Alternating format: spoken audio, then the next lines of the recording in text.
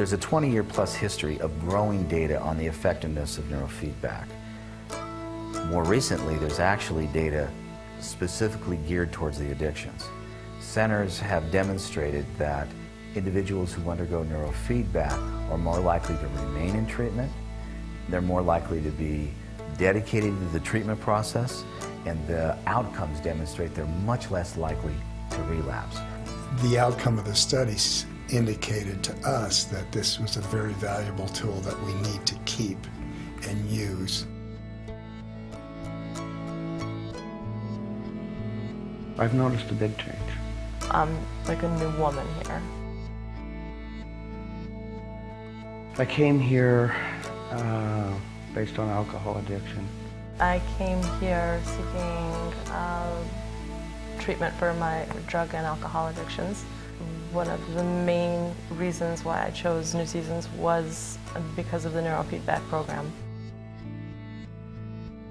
So I looked all over the United States, and there was only two rehab centers that had neurofeedback available. I had been to one other treatment center, and there it was very similar philosophy to this one, except for they didn't have neurofeedback available. And I wanted something different, and that obviously I relapsed after the last one. And so I chose New Seasons, and the neurofeedback is, I mean, definitely, like, from doing it, I mean, obviously it is something very different. I didn't think you could change your brain by staring at a video game. You know, I didn't know it existed. We utilize neurofeedback as a part of a holistic approach. We do offer the psychotherapy. We do offer physical training. We offer acupuncture. We also, in offering the neurofeedback, the goal there is to help with the emotional regulation. It's not either or. It isn't that the neurofeedback is making all the difference in their addiction process. It isn't that only the psychotherapy can be helpful. It's hand in glove. I also noticed that when people are doing alpha theta, they're more open to other therapies that are going on within the treatment center. They seem to be more open to step study.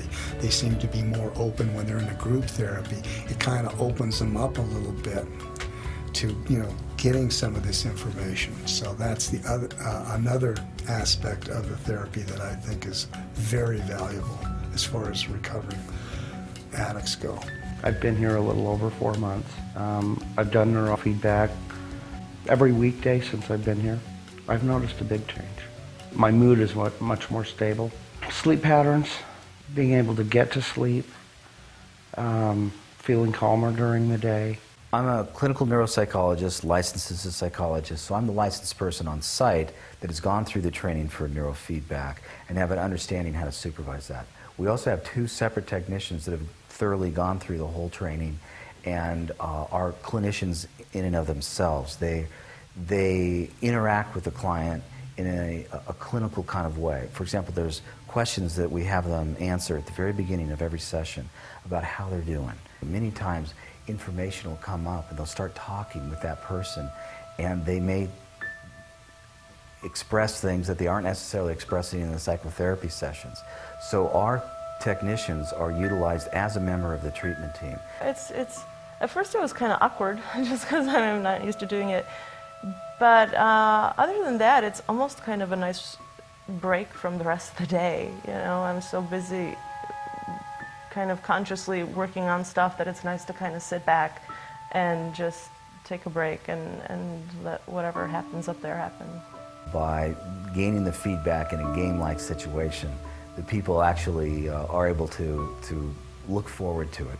They certainly enjoy that. Yeah, I'm noticing a change in my psychotherapy as well as, you know, outside of the sessions. By utilizing the neurofeedback system, we're able to get the client to benefit that much more from the other aspects of the program.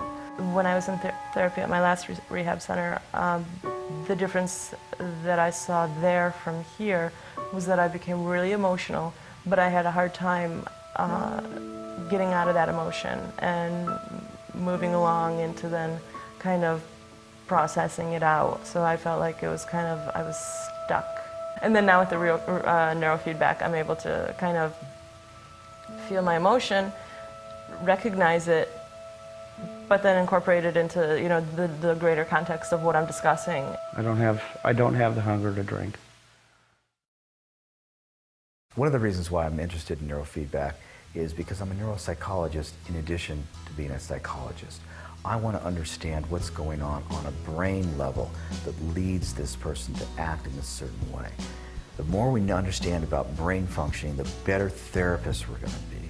So I'm interested in anything that has to do with changing the brain, because that's how we change people. And one of the strongest ways to change the brain is with neurofeedback. It is direct, it's strong, but it's non-invasive. It has no significant secondary effects. I'm not saying do away with medications. There's reasons for clients to be on medications. There's reasons for clients to be involved in psychotherapy. There's reasons to have clients exercise. There's reasons for clients to exercise their brain.